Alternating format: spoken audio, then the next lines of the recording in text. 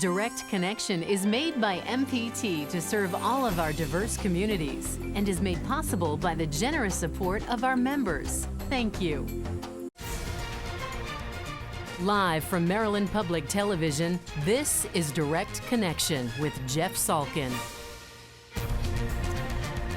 Hi, everybody, and thanks for tuning in for Direct Connection. The Maryland General Assembly is scheduled to adjourn for the year at midnight tonight. We will have a live update coming up on which bills are likely to be approved. But first tonight, we are joined from Annapolis by the leaders of two Maryland counties. Joining us are Steve Hsu, the Republican Anne Arundel County Executive, and Rusher Baker, the Democratic Prince George's County Executive. Gentlemen, thanks to both of you for being with us. Thank you for having us. Thank you. Well, you both served in the legislature, so you're familiar with this controlled chaos, the last hours on the last day of the session. From your experience, I mean, there are a couple of cross currents. I mean, there's the deadline pressure, the pressure cooker atmosphere. Is this a rational way to create policy?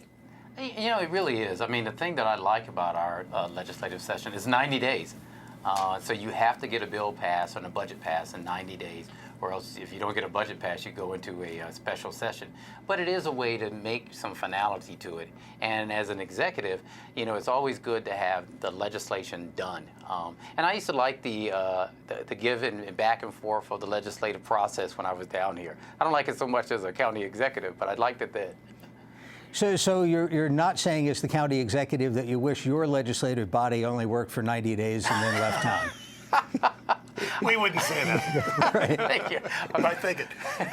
All right, let's... It is 90 days, Jeff, but it's 90 days like a roller coaster in the dark 90 days that comes to a screeching halt on the last day, and that's today. Right, and that 90th day is where the triple loop upside down stuff is. Exactly. Yeah. Anything can happen. Well, the big issue on which anything could still happen in this session is the budget. And we'll get to the state of play on that from Jenna Johnson of the Washington Post later in the program. But the big issue there is, or at least one of them, is this geographic formula for additional education funding. Are both of your counties potentially affected by that? Well, mine is, and so certainly we're looking for school funding. We've got about $20 million that the legislative body has put into the budget, so we need that, and we're hoping that if that passes out, the governor will fund that $20 million we needed in Prince George's County. Mr. Hsu? The GCEI, as it's known, is a portion of the overall state aid to counties. In total, state aid to our county is going up. If GCEI is funded by the governor, as the legislature has requested, it will go up a little bit more. We can certainly put the money to good use. But the big picture here is that this legislature is passing a historic budget. This is the first time in 9 years that there has not been a major increase in taxes or fees on the citizens of this state. And I think both the governor and the legislature have something to be proud of there. They work together to achieve something important. What will happen?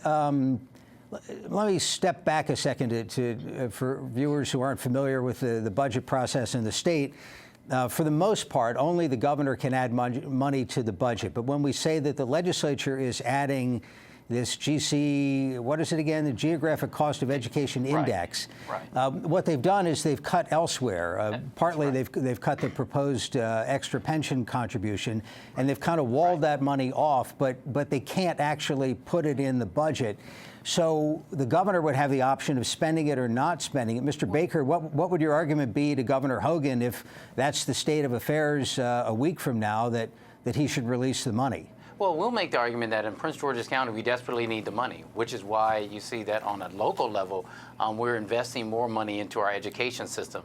Getting the $20 million from the state will have a great impact on us. And as one of the school systems that's trying to move up, we'll employ the governor to use that money to invest in education, because that's what it would be. And I think he'll hear the argument. He's from Prince George's County. He knows the area well. And we want to thank the legislature for walling off those dollars. Those dollars have been walled off and set aside by the legislature with a request, for all intents and purposes, that the governor fund increases in education aid in the form of GCEI, but it's really just education aid, as well as increases in employee salaries. Now, nobody has a printing press around here. The pot of money is fixed, so where is that money coming from? Mostly that money is coming from the employee pension fund, and that has really been the major point of disagreement. Governor Hogan, rightly so, has tried to stand by his guns that we should fully support the commitments we've made to fully fund employee pensions. Why the employees would want their pensions rated and imperil their futures for a little bit of salary increase today doesn't really add up to me. And Mr. Baker, to localize this into Prince George's County for a second, and actually before I do that, let me remind our viewers that if you have a question for the county executives, you can give us a call. We'll have the number up on the screen. You could also tweet a question. Our Twitter address is @MPT News. Now, Prince George's County is a little bit unique because you've had this long-running property tax cap that was approved decades ago by the voters.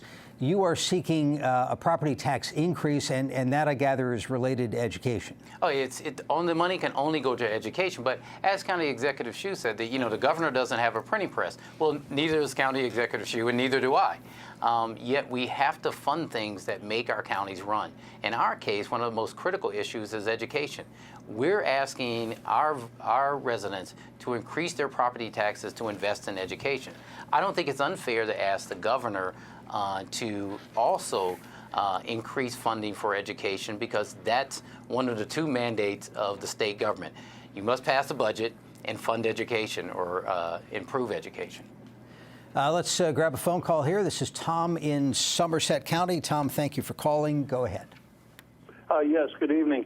I'm curious as to the status of land preservation funding for farmland agricultural preservation. All right, thank you very much. Gentlemen, can either of you comment on that? Well, Project Open Space and other programs used to set aside land for preservation purposes have consistently over the last decade been sources of funds for General Assembly, after General Assembly, to provide funding for other things besides land preservation. I don't think anybody supports it, but the General Assembly has consistently done that, and is doing it again this year. What's your understanding of the so-called rain tax, the stormwater fee that was a big issue when Larry Hogan ran for governor? Hogan put in a bill to get rid of it. That didn't go anywhere. President Miller's bill, which would have removed the mandate that the counties collect that separate fee, but maintain the mandate that they take care of stormwater, seems to be advancing, but we don't think is a done deal. What would that mean for both of your counties? Well, for us, first of all, in order to repeal the rain tax, you'd have to do it at the federal level. It's EPA mandated it down to the states. But in terms of the governor's bill going in, the main thing for us in Prince George's County was that we have a public-private partnership to do what we're called for stormwater remediation. And so that program will not be hurt by the legislation that's coming through the General Assembly now. And so that's the main thing for us, is making sure that there was no harm done to a program that's a federal mandate that we have to do, that it does not stop the progress we're making in remediation. Mr. Shue? The stormwater mandate, known as the rain tax, has been very controversial in our county and throughout the state of Maryland. I think that Governor Hogan set an important discussion in motion about how to modify that law. He introduced a bill. It did not make it, but Senator Miller's bill is very much in play and incorporates most of the major elements of Governor Hogan's bill. So we'll see how it goes.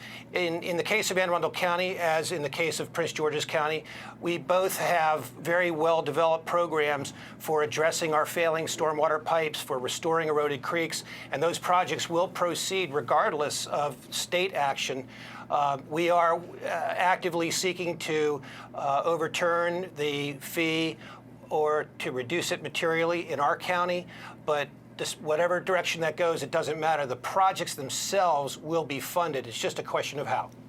Let's take another phone call. Prince George's County, this is Bob. Bob, thanks for the call. Go ahead. Oh, yes. Top of the evening there, Jeff, everybody. Likewise. The questions I have is for Sharon Baker. I've been a resident of the city of New Carrollton, Maryland, be 51 or 2 years this year in New Carrollton. And we voted 2 times on trim to cap our property taxes. And I don't think it's right to try to go and defeat trim whatsoever. If it is, it should come up on, the next voting. But the problem I have, I got serious health problems. I'm on oxygen 24/7. I'm just about 78 years old, so is my wife. We can hardly afford to pay our property taxes now. There's been no relief for us.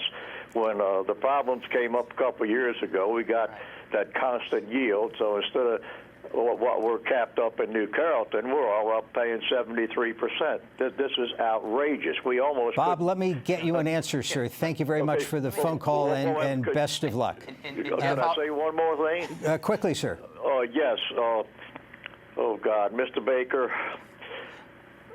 You can raise taxes on everything. In the city of New Carrollton, we can only raise property taxes for funds. Bob, we got to run. Thank you for the call. Best of luck to you, Mr. Baker. Thank you, and I'll try to be brief with the answer. And Bob's right. For trim, you can't raise property tax. You can't raise trim, and we're not raising trim there. This legislature gave us the ability to raise property taxes solely for education. It can't go into the general fund where I'm making cuts in there. The other thing is, and I want the caller to know, is that there's assistance for those who are in their homes, who are having problems with either paying their property taxes or paying their mortgage. There's also health care assistance in there for them. So I know New Carrollton very well. I don't live far away from there.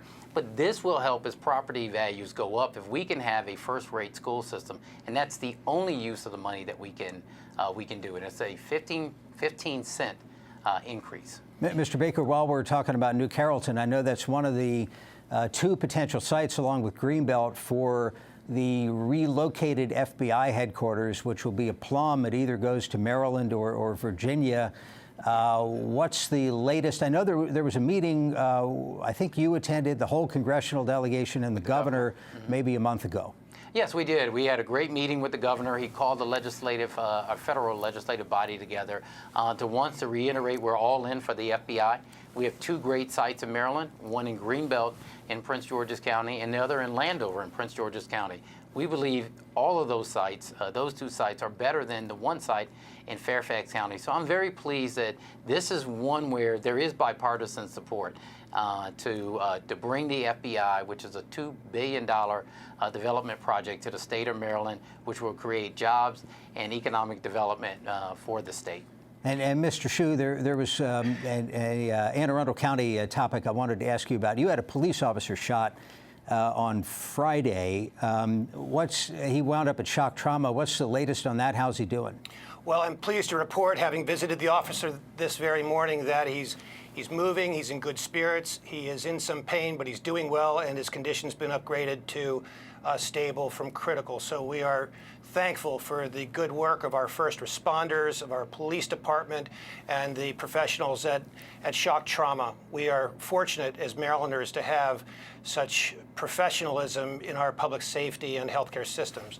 Let me also mention, Jeff, back on the subject of taxes, I share the caller's concern about how difficult it is to live in Maryland and to start a business in Maryland. While I respect Prince George's County's direction that they wish to go, we're going in a different direction in Anne Arundel County. We're going to be cutting taxes. My first budget, to be introduced on May 1st, will include a $20 million tax cut. Regardless of what happens with the education money? Yes, we are absolutely committed to tax reduction in Anne Arundel County. Let's talk transit for a second, and this is largely Prince George's, I guess, but the fate of the red lines and the red line and the purple line, 2 proposed new light rail systems for Maryland, will be decided by the new administration probably in the next few months. Mr. Baker, what do you expect to happen there? We know they're looking at ways to do the purple line for less. Well, you know, we're certainly glad that the legislative body, and I want to commend the Speaker and the President of the Senate for having the foresight to put that money walled around once again in the budget, because this will create jobs. I know one of the things that County Executive Shue and the Governor are big on, and that's creating jobs in the state of Maryland. Well, both the purple line and the red line will give us the opportunity to create jobs, have businesses move up around the county, and really make Maryland competitive in this region. So we think this is something that the governor should fund and should be very enthusiastic about it. We really believe this is you have the two largest jurisdictions in the state of Maryland that will be impacted by the purple line, and Baltimore City, which will be in Baltimore County, will be impacted by the red line. From Anne Arundel's perspective, let me just set it up a little bit. Obviously, you're paying the same gas tax that everybody else is.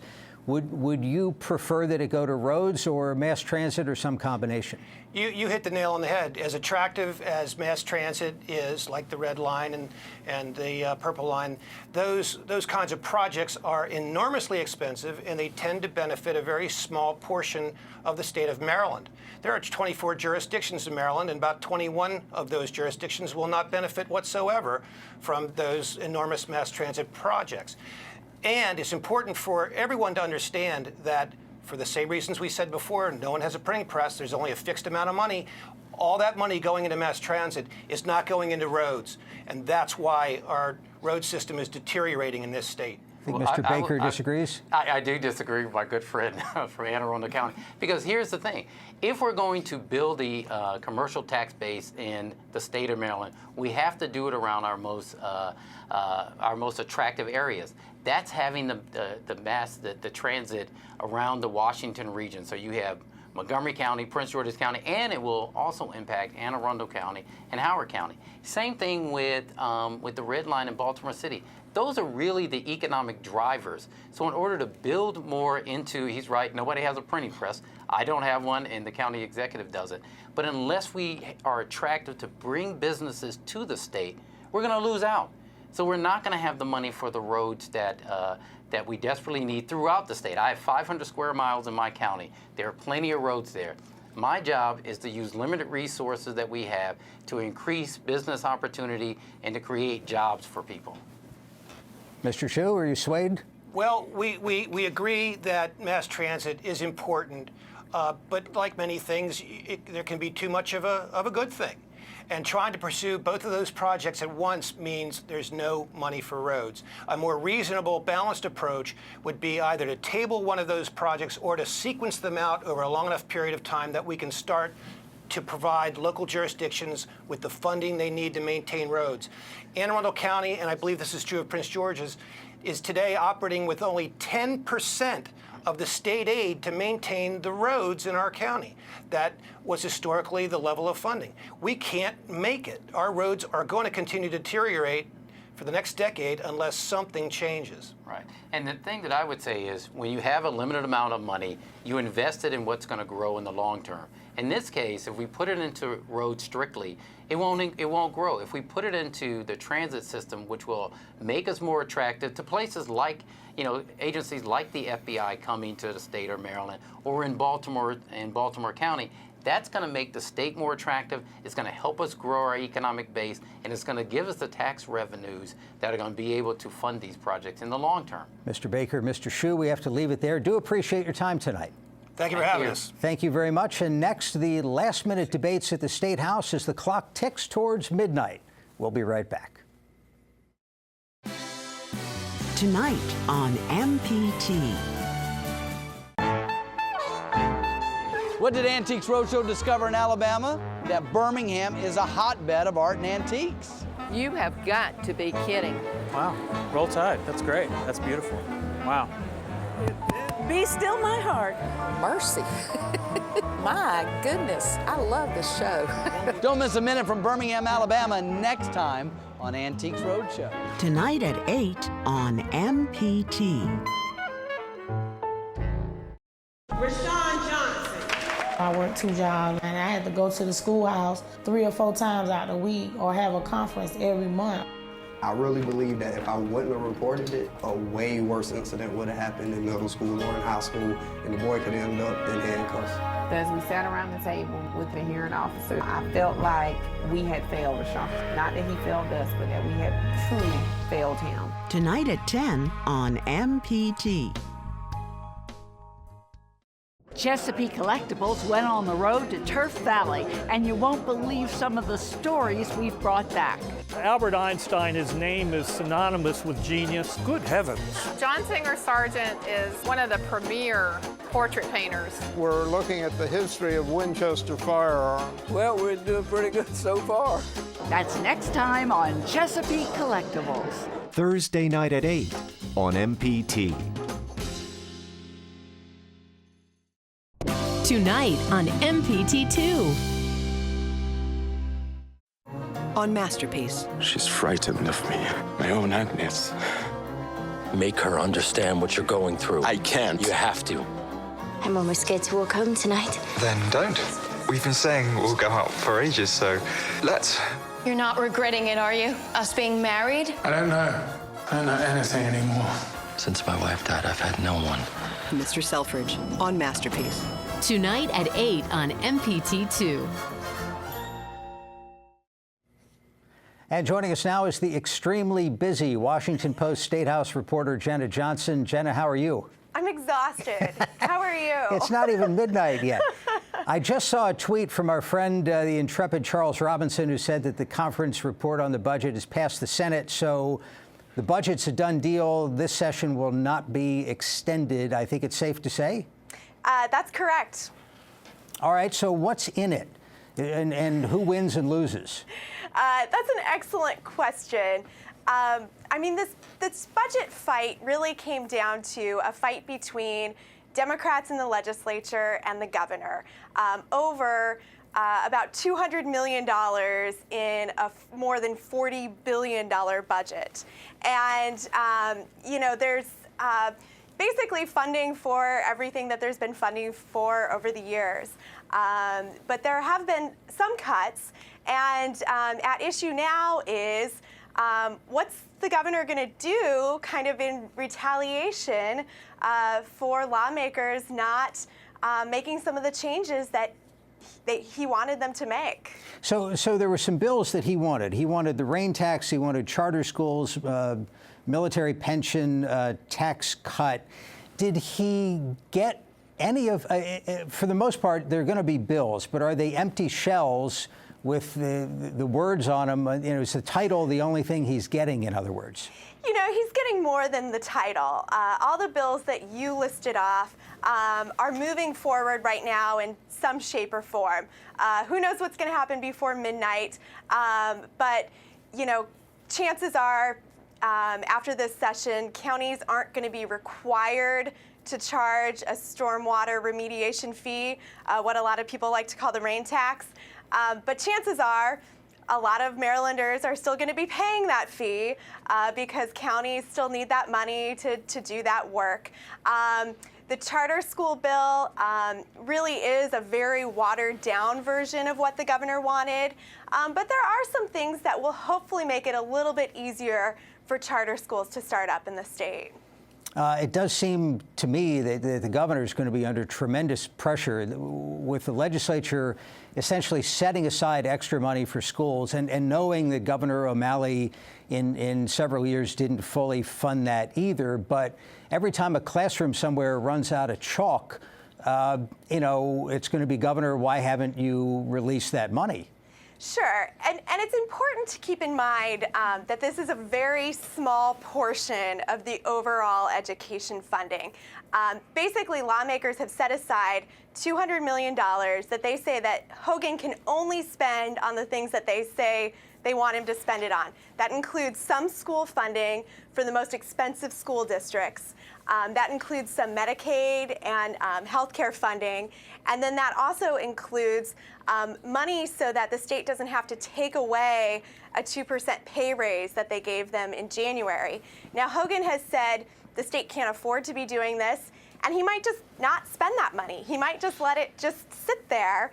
And a year from now, that money would probably then be available again to be used for something else. The story that won't end even if the session does at midnight. Jenna Johnson of the Washington Post. You can follow her at, what are you, WP Jenna? You got it. You on got Twitter. It. Thanks for making time for us. Hey, sure thing. Thank you. We appreciate it. Thank you for joining us for Direct Connection. We are back Friday with State Circle and a full legislative wrap-up. Have a good night.